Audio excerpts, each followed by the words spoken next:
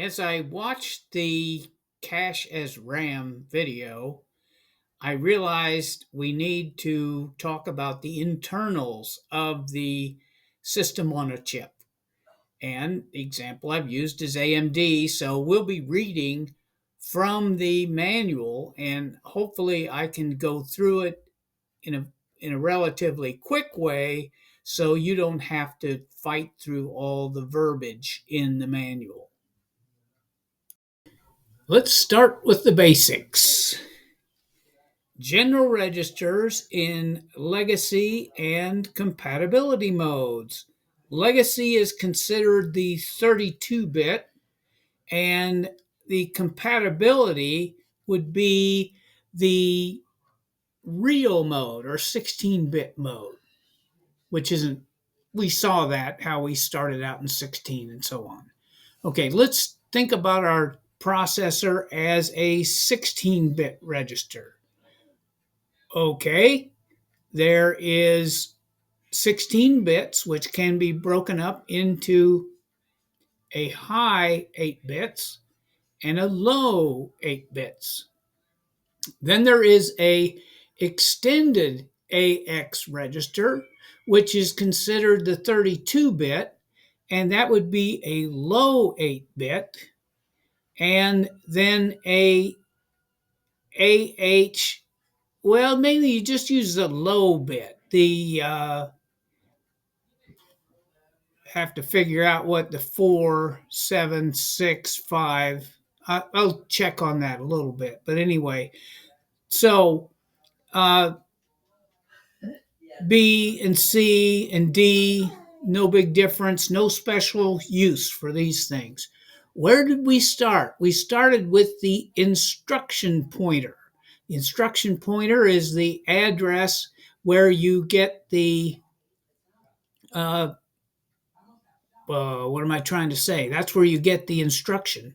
So in for primitive mode, or not primitive, but real mode, the instruction pointer is 16 bits. And actually, that's not correct. The instruction pointer would actually be 20 address bits when you're in real mode.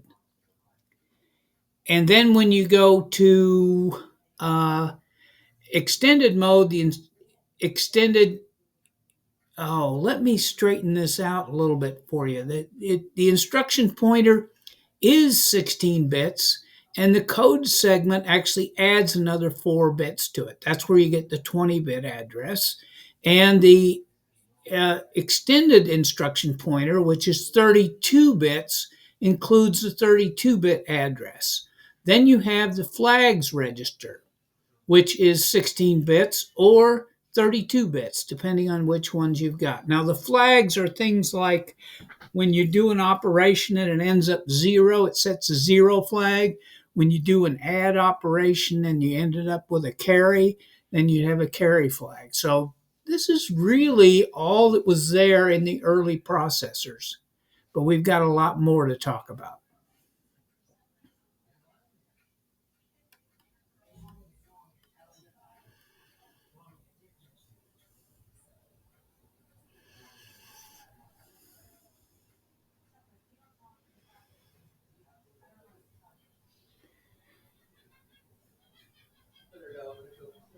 Okay, this next page is general registers in 64-bit mode, which really all of our processing is in uh, aimed toward getting into 64-bit mode, because in 64-bit mode, you read, when you do one memory read, you actually read 64 bits of memory or 8 bytes in one shot.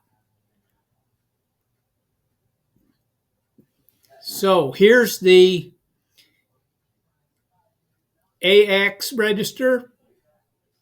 When you go to 64-bit, you put an R on it. Not sure why it's R. You put an R on it for all of these registers. Then here's something called the SI register. The SI register is an index register into an memory area. So you can actually do an address plus an index.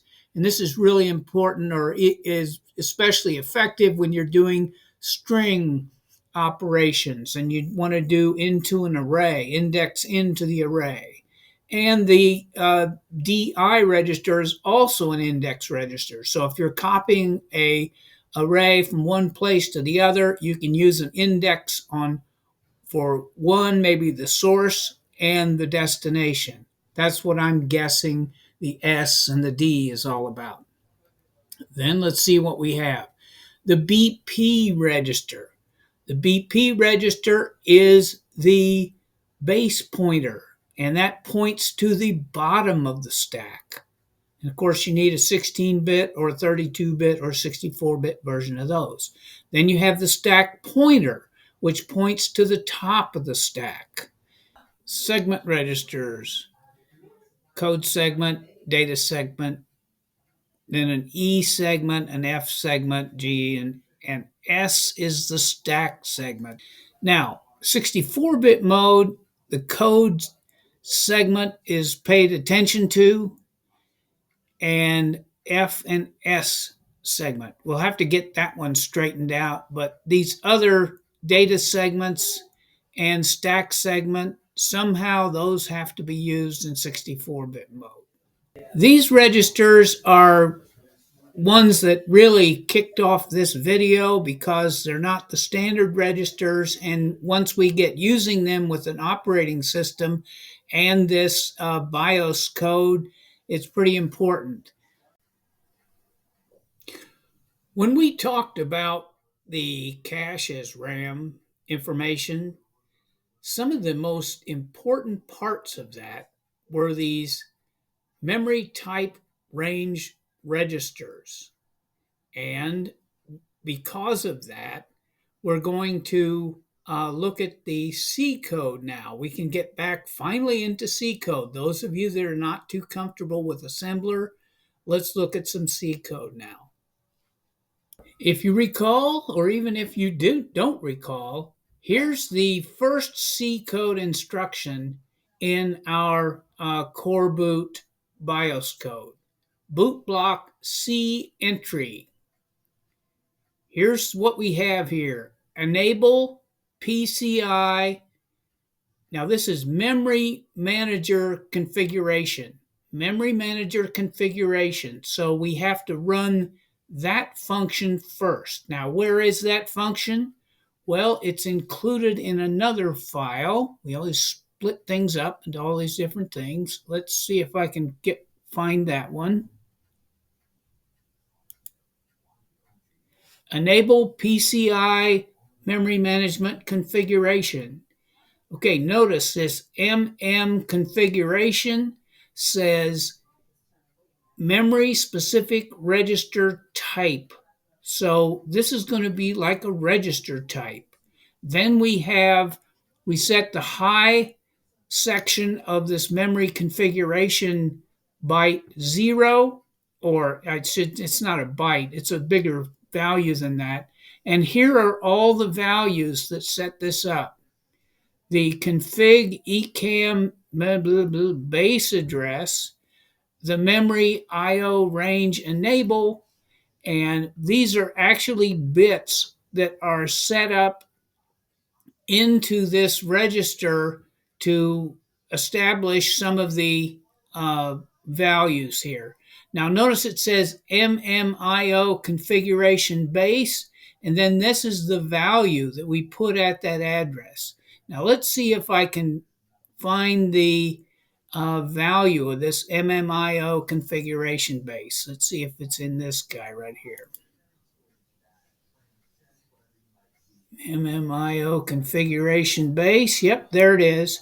Here's the value of that base register.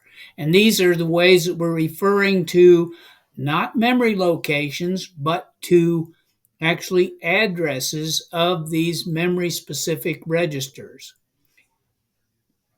And so here it is, 10, okay.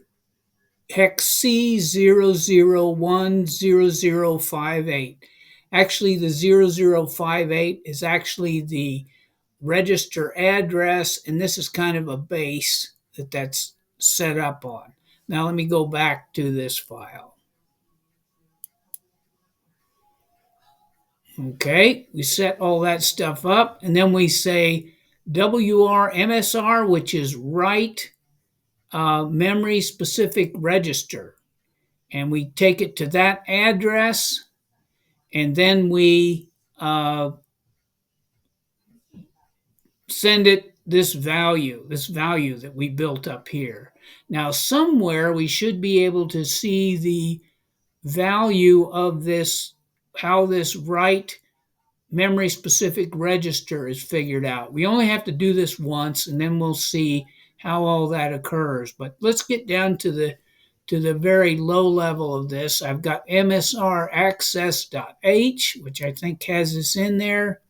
Let's see if it's in there. There's inline read MSR. There's write MSR. There we are. There's the index value, which is a 32-bit integer. And then here's the actual value that we put in there. And see, that was a 32-bit value that we had, I think, set up there. 32-bit, that should have been 4 bytes? 4 times 8? Yeah, okay. 4 times 8, 38. Then it says SOC MSR write. Let's see if we can find the value of that. I think that's always down here. Let's see. Right. Oh, I'm sorry. Here's another way to describe that. There's two ways to do it. One is up here. Oh, if configure SOC sets MSRs. If that's not the configuration, then we go down here and actually do the assembly version of it. And the assembly version of it is there's actually an instruction, assembler instruction, WRMSR.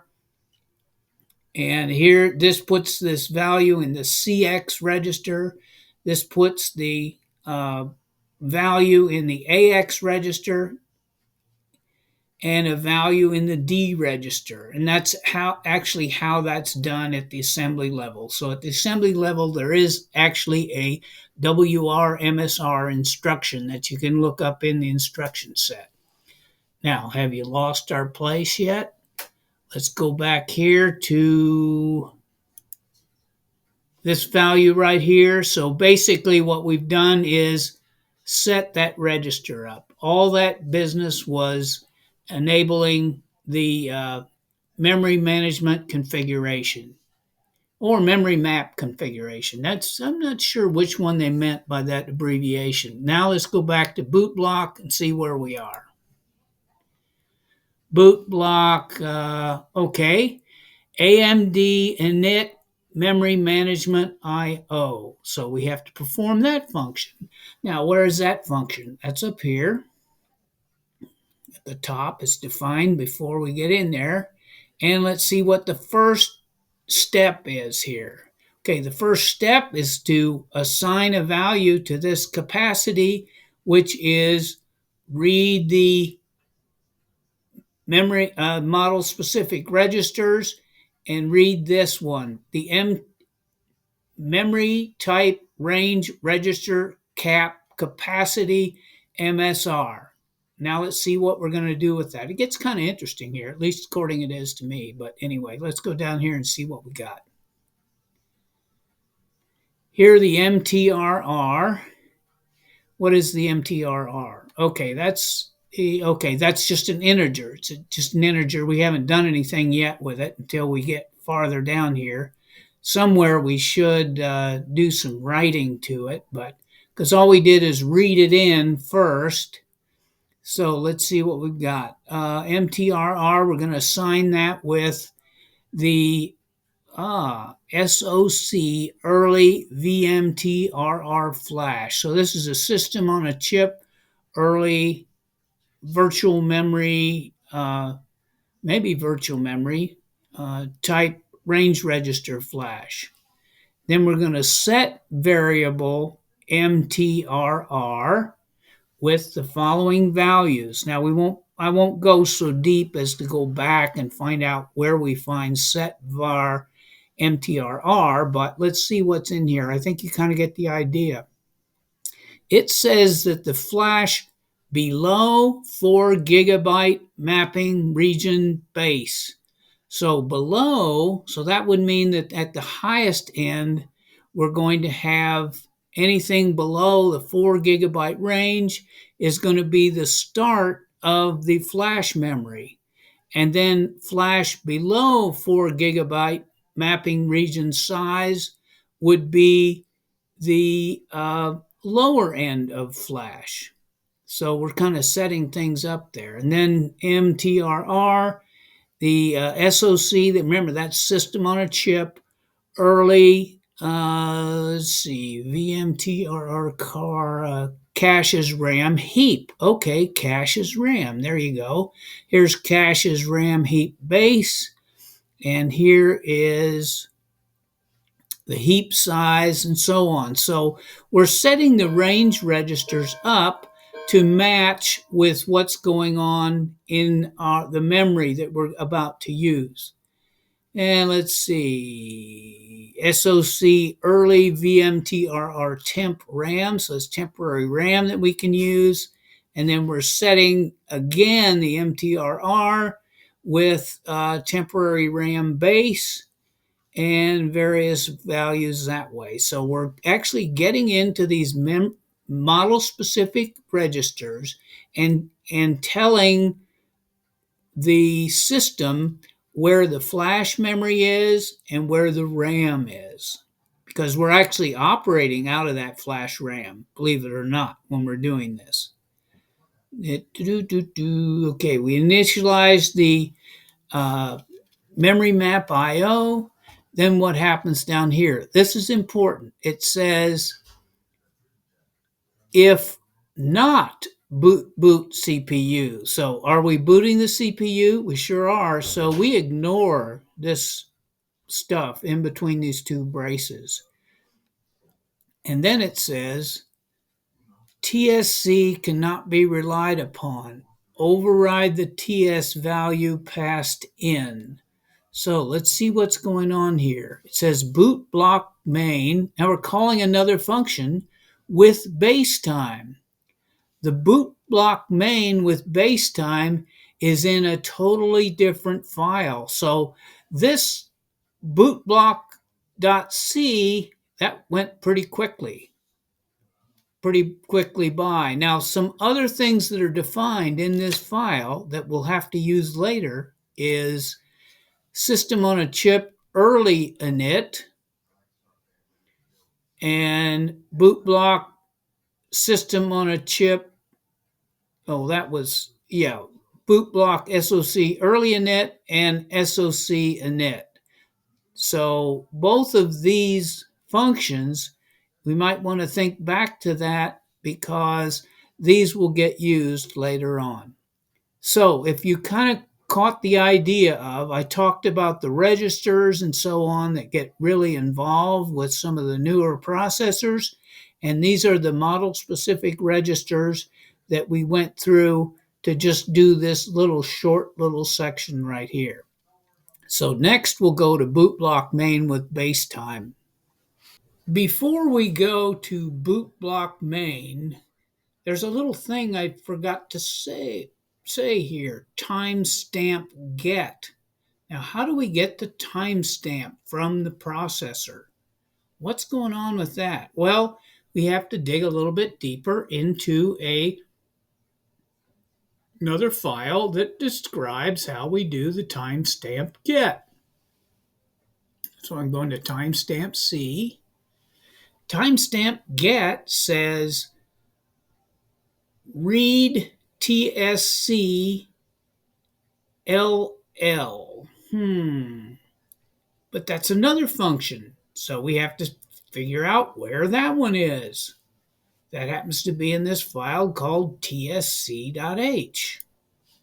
Let's see. There's read tsc, but not read tscll. Let's go down here a little bit farther. Here's read tscll.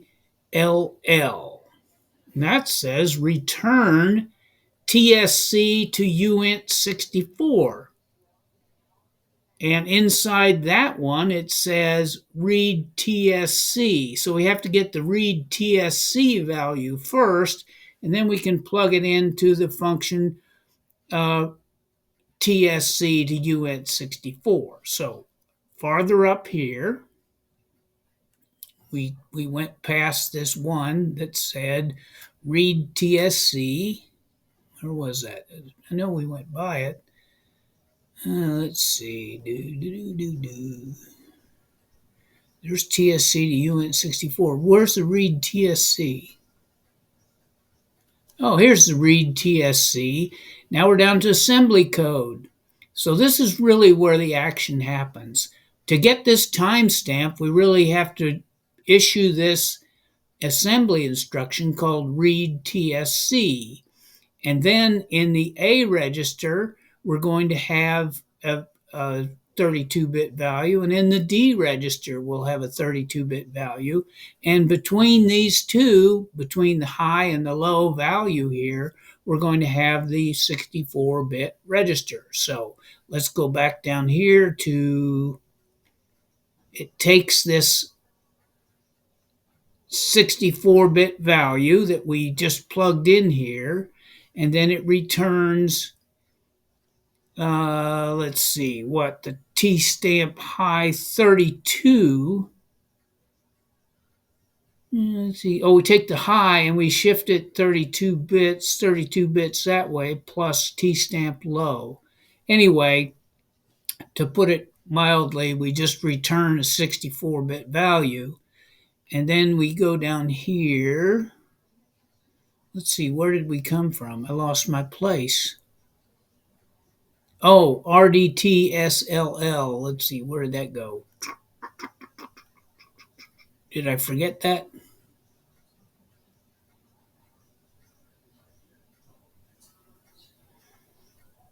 I think that's back in timestamp.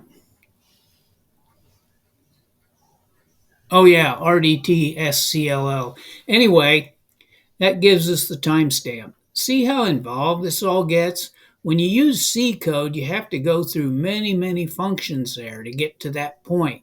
But that's just the way it is. Otherwise, we could just use assembler code, but most of you wouldn't like to see that either. So let's go all the way back to boot block.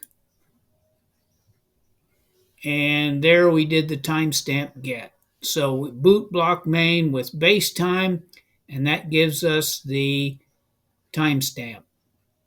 Now we're ready to move on to find boot block main with base time. Here we are. Boot block main with base time. Look at this function. What are we going to do? Oh, we go to boot block main with timestamp. So that wasn't very interesting. What happens in boot block main with timestamp? How many files am I going to have to search for to find it? Well, fortunately, if I back up here,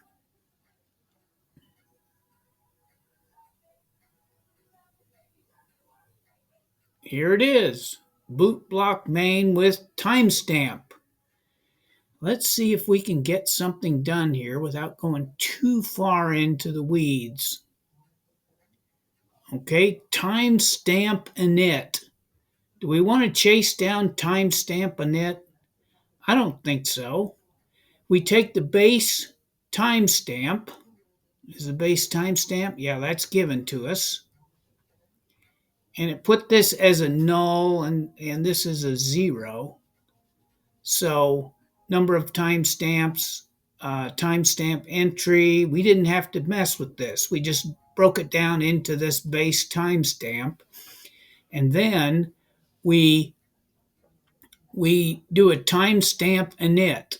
So I guess what we're doing here is finding the initial timestamp, and then for in this for loops are fun. You keep going around incrementing until everything is done.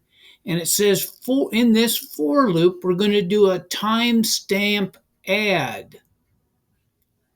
Let's see what that is. That's also another function that's in another file.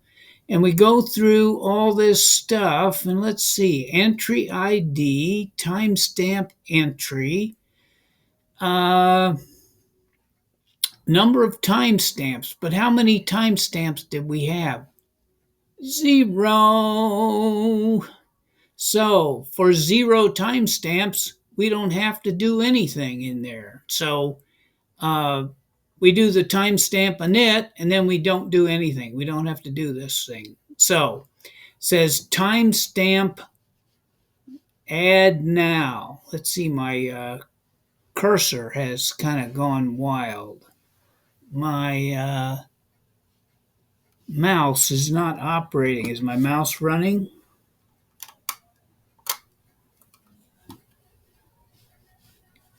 I don't see my cursor moving, so things are kind of at a. There we go. It finally woke up. Uh, timestamp add now. Let's see what we've got here. We have SOC early init. I seem to remember something about SOC early init. It happens to be back here in this thing right now. So you see, we're starting the boot block start. So we've got a timestamp to uh, keep track of things, what's going on. I'm going to go back here to this other boot block. See, it's strange. We got a boot block C here and a boot block 4C there. So in the build process, you have to keep those things straight. Let's see what happens to the SOC early init. Well, we have to do a boot block fetch early init. Where's that function? Well, I'm afraid we don't have that in these files. And then we have to do, what was the other thing? Boot block main. And it just happens with the boot block main board early init, the particular motherboard or main board that I chose doesn't have any early init. So we don't have to do anything with that one. And then let's see, sanitize CMOS, CMOS post init, console init, exception init, boot block SOC init. So here's the SOC init. We go back there to the early init and then the main board init. So all this stuff, let's just try to summarize this with what's going on here. Inside here, we are establishing some timestamps. We're messing with CMOS. Now, what's CMOS? CMOS is memory where the values are stored and backed up in battery on your computer. The different BIOS values that tells the system how to start up. So we're playing around with the CMOS here a little bit. And we're dealing with exceptions. Exceptions are when you have things that occur and you need to do an exception interrupt. And let's see, what else is happening down here? We're doing a TPM setup, and then we do a timestamp. Now it says boot block end. So we're going all the way from boot block start to boot block end. And then what happens next? Run romstage. So it's getting a little bit exciting now. We're just about ready to get the romstage started. So boot block is going to be a thing of the past once we get through the following functions. The functions were timestamp init. Got to do that one. We do timestamp add now. We have to figure that one out. We have to go through some details of SOC early init, and we have to go through these processes with the CMOS. Then we have to do the console init. Now, console init is a not a simple process because we have to get all that stuff ready. What's the console?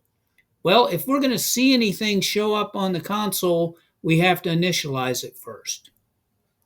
And then let's see, we'll figure out a little bit more about what TPM is. I forget what and we'll have to figure out what the initials ACPI is. But anyway, all of this stuff is setting up the computer so that we can finally run the ROM stage. And the ROM stage is actually going to be transferred into the cache RAM and executed from RAM. So we're just about out of the flash business here, the flash ROM.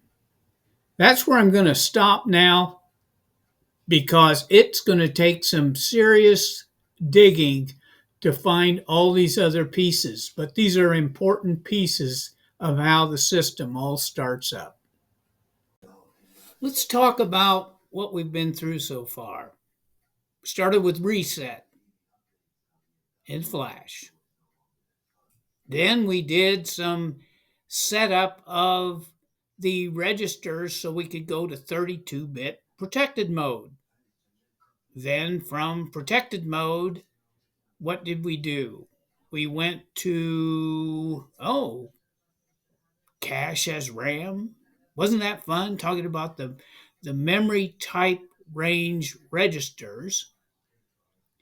And after we got through all that, we went into a first C code that occurs and find out that we have to use some machine specific registers. And we got down into the guts a little bit of machine specific registers. And what was the first thing that was involved with that?